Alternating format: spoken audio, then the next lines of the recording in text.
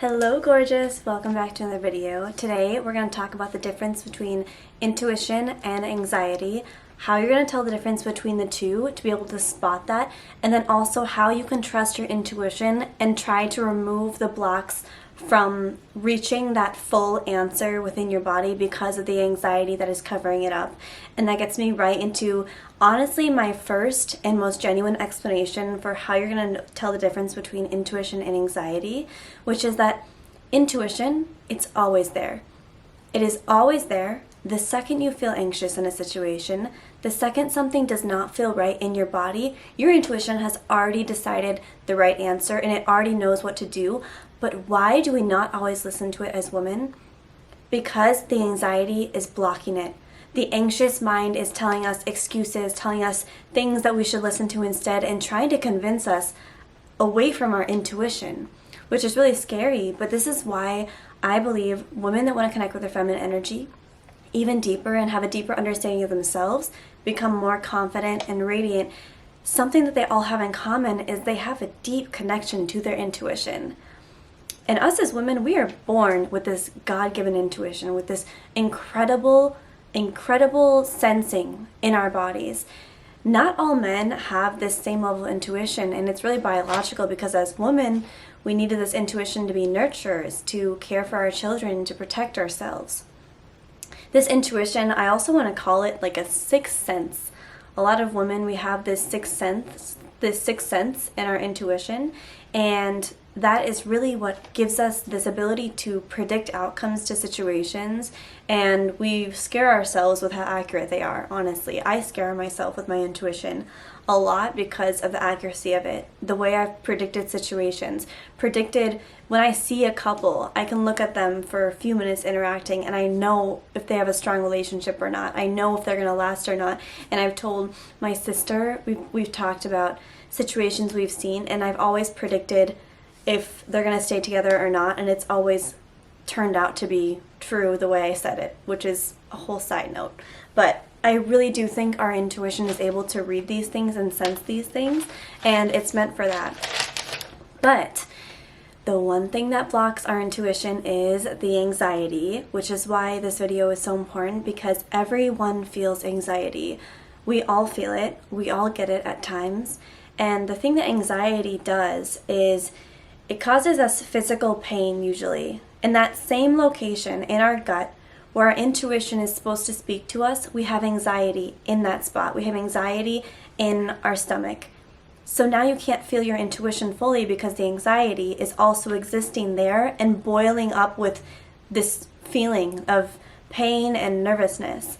So the biggest difference I've noticed between anxiety and intuition, and I'm pretty sure anyone would agree with this if they've experienced anxiety, is that anxiety is loud and it's messy. Intuition is clear and quiet, almost like a whisper. It's almost like a lingering feeling that is always existing, but again, it gets shoved away because of how loud anxiety is. Anxiety is like a bunch of discombobulated thoughts coming together and telling your brain different things. So what happens if you're in a situation that is toxic?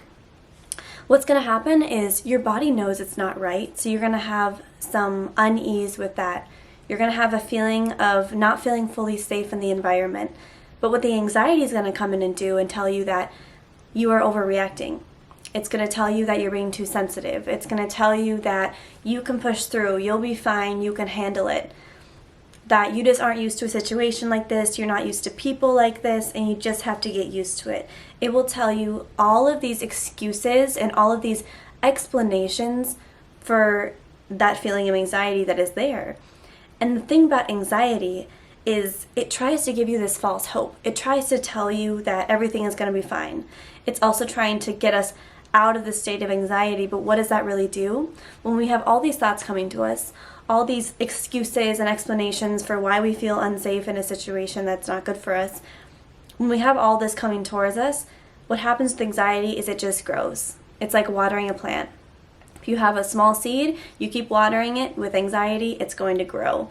And then you have a whole tree, right? So, intuition. How are we going to peel this back and feel our intuition? Well, I've noticed that the two scenarios when I really am able to connect with my intuition, and the two settings are when I'm alone and right before I go to bed. The thing that this both have in common with being alone and right before I go to bed is they're usually quiet settings. Our intuition is quiet itself. It's that small whisper. It's that whisper of truth that sometimes we don't want to hear. And so when we have this quietness, this peace of mind, this peace of atmosphere with just ourselves and our mind and our body, we have no option but to listen to what it is telling us. So right before bed, this is when I notice my intuition speaking to me the most. You can even be in a bad situation. Let's say you're with a man who you know is not fully good for you, but you're trying to convince yourself that he is, because the anxiety is trying to override your intuition speaking to you. Let's say you're with this man and you find a time to be alone. I always say the bathroom is the best place because everyone's going to have to use the bathroom at some point and it's just you in there. If you're able to go to a bathroom when you're feeling this anxiety, sit there for an extra minute or two. Put your hand on your heart and just breathe through it and try to listen to what your intuition is telling you. That maybe is when you're going to be able to also hear it. Even though you're still in that situation with the guy, you're still going to be able to take in what your intuition is saying because you are alone. So I love this. And any way where you can try to find time alone, that's when your intuition is going to speak to you. So I love the journal. I have my notebook with me right now. This has some notes on it, but I love the journal and I love being alone with my journal because this is when I can feel my intuition speaking to me the most. And honestly, this is how I've strengthened my intuition the most, is having that alone time, having that time to journal. So remember that anxiety and intuition coexist at the same time. This is why it is so hard to be able to separate the two. But now, when you bring in this quiet environment, when you relocate to a quiet environment, you can start to really separate that anxiety and feel this intuition speaking to you. And I did mention this earlier in this video, that the intuition tells us not what we want to hear, but what we need to hear, aka the truth. Our intuition will tell us the truth always. And so this is why it's scary to listen to our intuition and not anxiety, because it's telling us sometimes what we don't want to hear. It's telling us what our idealistic mind wants to hear, which let's bring it back to this man, you're in a situation with a man that's not good for you. Your intuition says, this is not a good person for me, but your anxiety says, I'm going to make everything I can possible to be with him. I'm going to just make this work with him. I'm going to push through because this is my dream man, even if he's not. Even if your intuition knows that he's not. And the thing I also say is, if anyone is giving you anxiety, he's not from God. Because God will not bring you anxiety. God brings peace. We have good anxiety sometimes, I believe, because that's natural. But consistent anxiety, consistent fear, consistent nervousness and unease, not good. That is immediately a red flag. And I know for me, I have ignored that red flag a lot in my past because of what my idealistic mind wanted to believe, which is that everything was fine. I'm the one overreacting. I'm being too sensitive. And now I say no. I am never overreacting. I am never being too sensitive. I am listening to what my intuition is telling me. And I'm done making excuses. I'm done trying to play it cool when something is not right. My intuition has taught me that very well, and now I listen to that, I stick to that. So, another thing I wanted to bring up, I wrote this down to remember to talk about it, was an example of when I felt my intuition firing at me. So, I'm going to tell you guys a story. I don't think you guys have ever heard, no, you guys have never heard this story before, so I'm going to share it. This was one of the more recent things I could think of, because this was less than a year ago that this happened. But I remember it was before I traveled to Colombia. I was going to go to Latin America to volunteer with preschoolers, teach English. You guys probably know that, you've been following along. I will talk more about that. You will hear me talk more about that in my videos. But before I went to Colombia, I was still in my college town and I was living there for the summer. and I started taking bachata lessons, it's a form of Latin dance. And bachata is a more intimate form of dance. Remember that when you're dancing, you're touching someone. You're touching someone's body, they're touching yours. That's already a big invite. Starts with that. But I did sign up for group bachata classes in my college town. And because of my work schedule, I could not make the first and second class of the group lessons. So what I did was I had my personal Instagram account. I DM'd the company of the dance classes, and I let them know my situation. Hey, I'm sorry, I have work these days. Would I be able to make up the class a different day? And the instructor who owns this dance company has a very high name, very well known in the area. And he emailed me back, or not emailed me, he DM'd me back, and he said, well, I could just do one-on-one lessons with you instead of coming to the group classes to make it up. And I thought, really? Do I have to pay more? Because keep in mind, one-on-one dance lessons can be up to hundreds per hour. And this was it's a very popular dance company, so I was thinking, well, do I have to pay more for the one-on-ones inside the group lessons? I'm basically getting a whole different service to be able to dance one-on-one with an instructor versus a whole group of people, right? He said, no, don't worry about it, it's fine. Where would you like to meet?